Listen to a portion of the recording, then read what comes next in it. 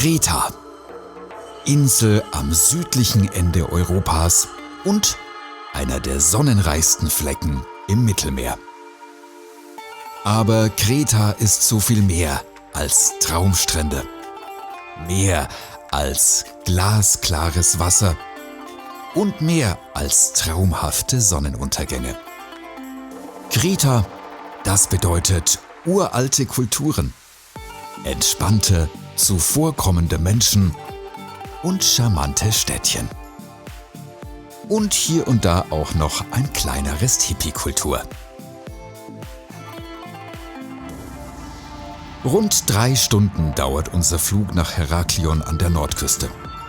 Von hier fahren wir mit dem Mietwagen einmal quer durch die Insel in den Süden nach Frango Castello. Eine wunderschöne Bucht mit ein paar Häusern, benannt nach dem gleichnamigen venezianischen Kastell, von dem nur noch die Außenmauern stehen.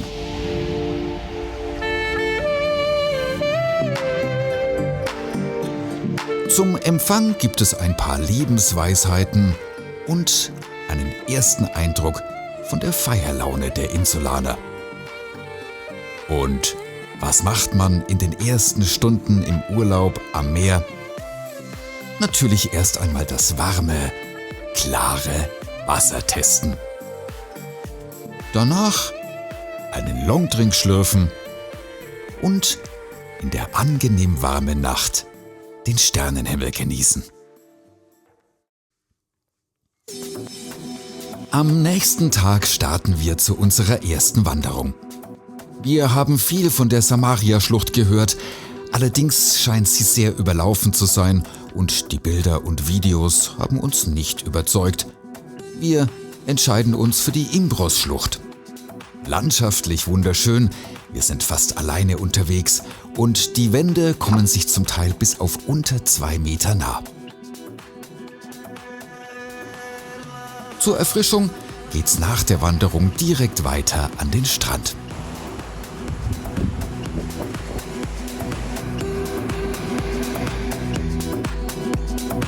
Unser nächstes Ziel ist das Städtchen Chania an der Nordküste der Insel.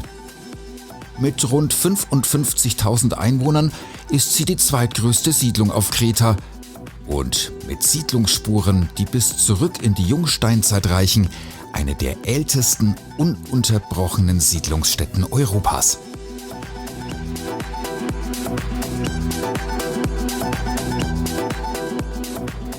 Ja, mit Chania ist es wie mit den meisten großen touristisch interessanten Städten. Es gibt die Bars, die Cafés, die Märkte, die Shops, die Kneipen. Es gibt aber auch, wenn man sich traut, diese kleinen hinteren Sträßchen und Gassen, wo es richtig Spaß macht, mal auf Entdeckungsreise zu gehen und wo man sich dann auch richtig Zeit lassen kann, um einfach mal zu genießen. In diesen Gassen findet man dann auch noch altes, traditionelles Handwerk und die eine oder andere Kuriosität. Auch solche, bei denen der Zoll sicher ganz genau hinschauen würde.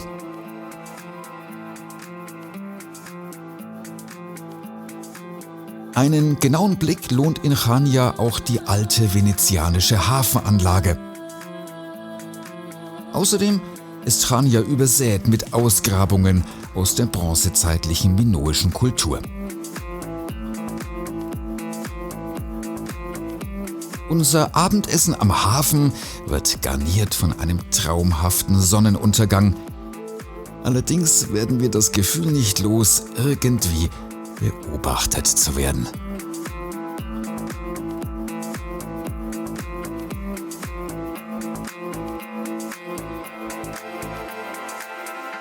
Größtenteils unbeobachtet sind wir als nächstes in der Mili-Schlucht unterwegs. Auf dieser wunderschönen Wanderroute südöstlich von Rethymno liegen zahlreiche verfallene Mühlen aus der vorindustriellen Zeit. Auch eine kleine Felsenkirche gibt es hier zu bestaunen.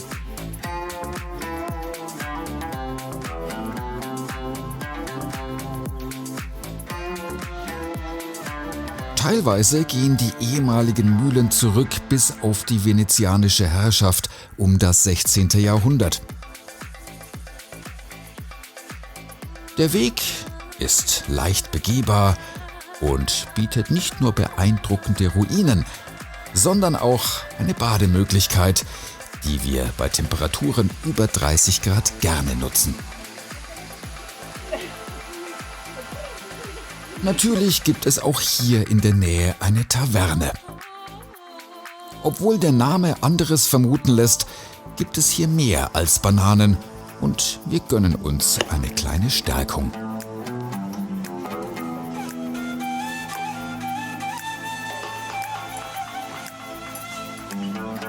Danach schlendern wir durch die nahegelegene Stadt Rethymno. Wir genießen die belebten Straßen, die Architektur und das Licht. Und als die Sonne langsam untergeht, genießen wir unser Abendessen in einer weiteren Taverne. Nach so viel Beinarbeit steht wieder ein Strandtag auf dem Programm. Wir fahren mit dem Auto nach Korasfakion und hier suchen wir uns ein Boot, das uns zum Marmara-Strand bringt. Eine knappe Stunde dauert die Fahrt entlang der beeindruckenden Küste. Die Höhlen von Marmara sind nicht minder beeindruckend und das Wasser strahlt im schönsten Türkis.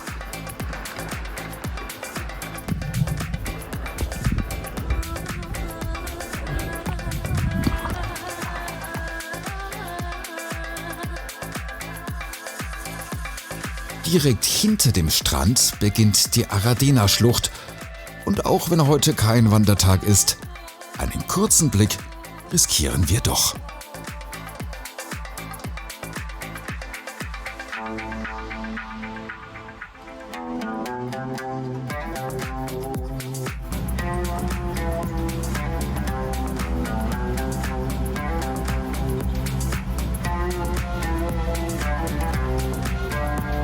Wandern und Badevergnügen verbinden wir am Palmenstrand von Preveli. Ein Bergbach, der Megalopotamos, fließt hier, flankiert von einem natürlichen Dattelheim, malerisch ins Meer. 2010 wurde der Palmenbestand durch ein Feuer fast völlig zerstört.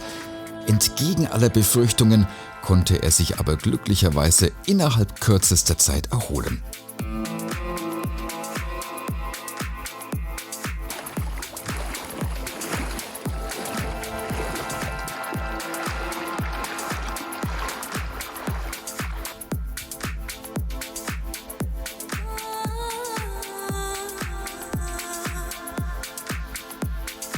Vorbei an der alten oder großen venezianischen Brücke geht es noch ein letztes Mal zurück in unser Bungalow.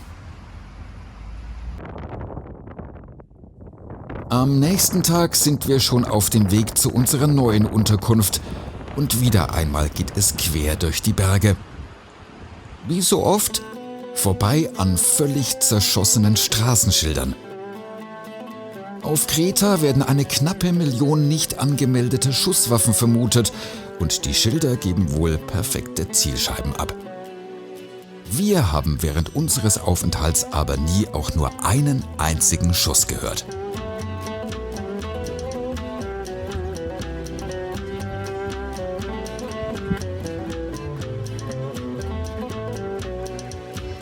Unsere neue Unterkunft in Kalamaki bietet uns einen perfekten Blick nach Westen. Und so genießen wir am ersten Abend einen Sonnenuntergang wie aus dem Bilderbuch.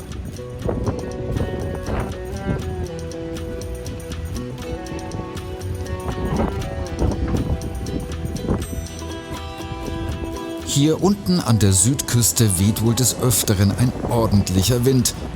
Und das bekommen wir am nächsten Tag bei unserem Strandspaziergang zu spüren.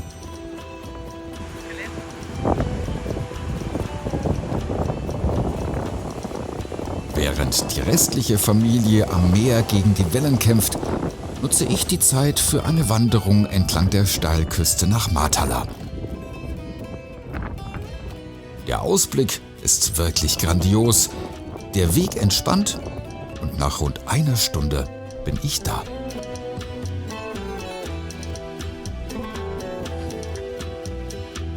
Auch hier prallt der Wind mit voller Kraft auf die Bucht. Ich werfe einen kurzen Blick auf die berühmten Wohnhöhlen aus der Jungsteinzeit, die später als römischer Friedhof und noch später als Hippie-Wohnungen dienten. Danach geht es zurück nach Kalamaki, wo sich die Kitesurfer über den Wind freuen. Nach Matala soll es später noch einmal gehen. Hier am Strand von Kalamaki treffe ich auf ein Grüppchen der Umweltschützer von Akelon, die sich dem Schutz von Meeresschildkröten verschrieben haben und hier dafür sorgen, dass die Jungen nach dem Schlüpfen den Weg ins Meer finden. Eine großartige und extrem wichtige Arbeit.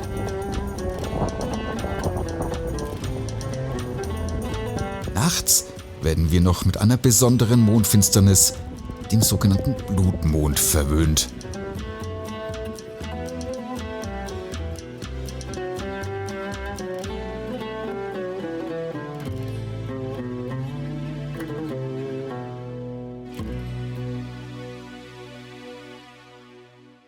Am nächsten Tag machen wir einen Abstecher zum Kloster Odegitrias, einem der bekanntesten Klöster der Insel. Hier, in der asteriotischen Bergkette, soll wohl auch der Ursprung der Askese liegen. Glaubt man der Legende, so hat der Apostel Paulus hier auf seinem Weg nach Rom einen Stopp eingelegt.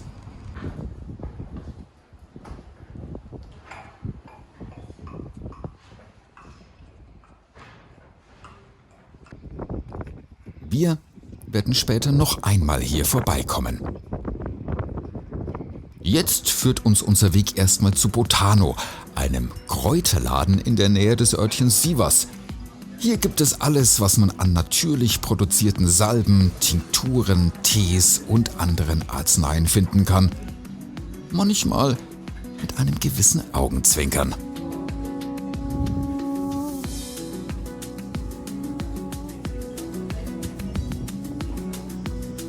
Sivas selbst ist ein beschauliches kleines Dörfchen, das ein paar nette Fassaden und einen altertümlichen Dorfbrunnen aus dem 16. Jahrhundert vorweisen kann.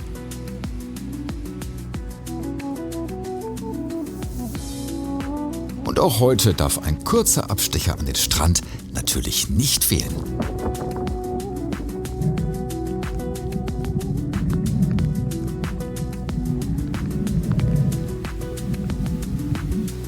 Durch endlose Olivenhaine steuern wir unser nächstes Ziel an. Der Palast von Knossos ist, so hört man, eines der Highlights auf Kreta. Die riesige minoische Palastanlage gehört zum UNESCO-Welterbe. Allerdings, als der britische Museumsdirektor Arthur Evans im Jahr 1900 mit den Ausgrabungen begann, setzte er die Restauration recht eigenwillig um. Mit Holz und Beton gestaltete er die Anlage eher nach seinen Vorstellungen. Fresken und Farbrekonstruktionen gehören wohl auch eher ins Reich der Fantasie, als dass sie der Forschung standhalten. Fehldeutung oder Ego-Trip? Uns war es jedenfalls eine Spur zu sehr Disneyland als authentische Ausgrabung. Von Knossos sind es nur wenige Minuten bis ins Zentrum von Heraklion.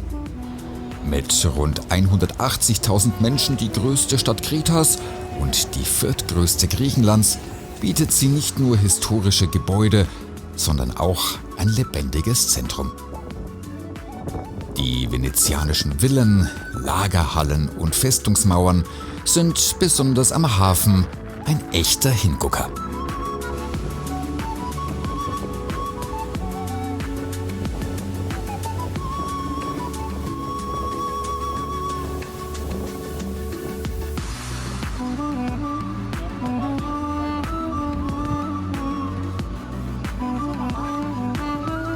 Wir sind noch einmal in Matala, dem Dörfchen, das auch heute noch versucht, mit der längst vergangenen Hippie-Kultur zu punkten.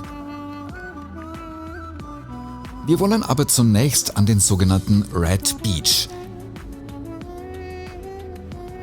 Der Weg führt über einen felsigen Pfad und beeindruckt mit einem wunderbaren Blick über die Küste.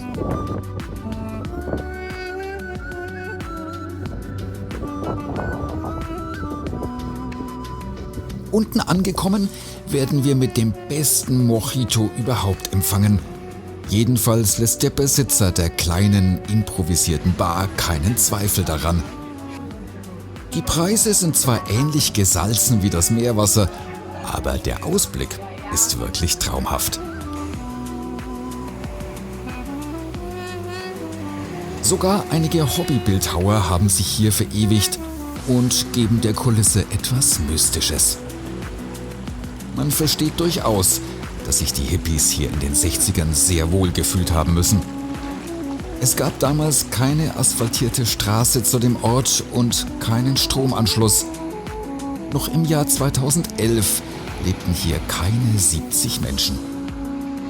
Aber ein klein wenig Hippie-Flair ist dann hier und da doch noch erhalten geblieben.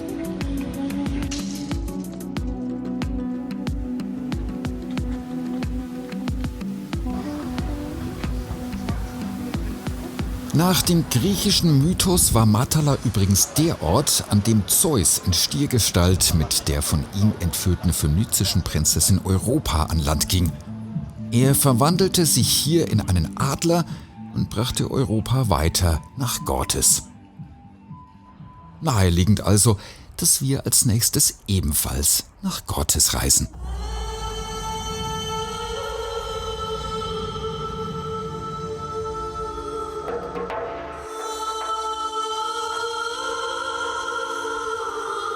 Ja, nicht nur die minoische und mykenische Kultur hat hier auf Kreta ihre Spuren hinterlassen, auch die Byzantiner waren fleißig unterwegs.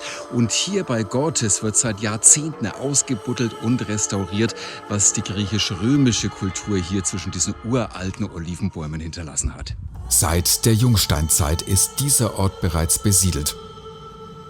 Hier lebten zur Zeit Alexanders des Großen bis zu 80.000 Menschen. Hannibal fand hier Asyl und der Apostel Paulus soll hier gepredigt haben. Und mit der sogenannten Großen Inschrift findet sich hier der älteste Gesetzeskodex Europas. Was hier ganz offen zwischen ein paar Bäumen auf der Erde liegt, könnte ganze Museen füllen.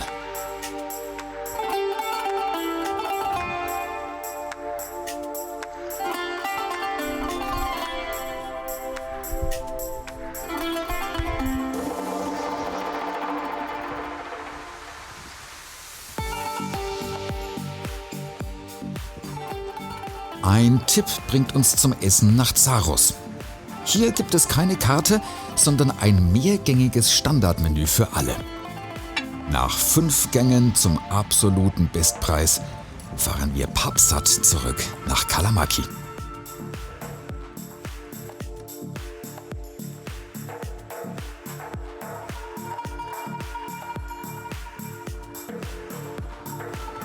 Am nächsten Tag fahren wir abseits der regulären Straßen zur Agio-Farango-Schlucht.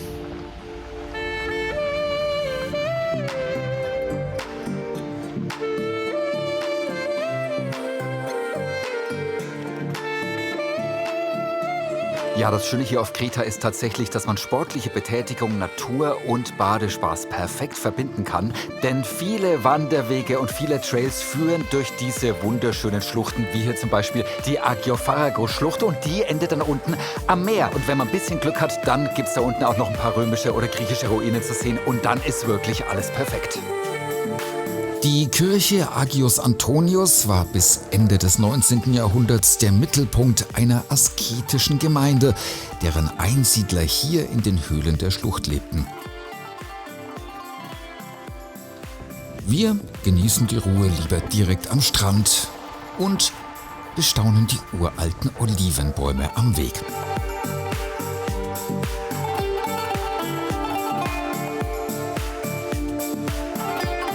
Unser Weg durch Kreta geht hier dann auch schon langsam zu Ende. An unserem letzten Tag fahren wir ins Bergdörfchen Rhodia. Von hier haben wir nicht nur einen wunderbaren Blick auf Heraklion, Auch der Ort selbst hat noch die eine oder andere nette Fassade zu bieten.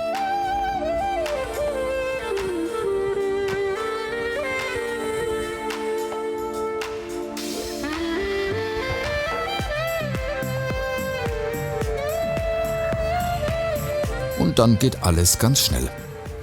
Ein letztes Abendessen in Heraklion und ab in den Flieger zurück nach Deutschland.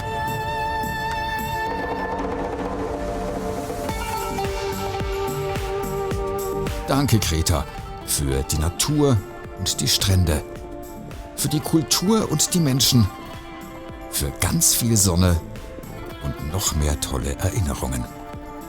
Bis zum nächsten Mal.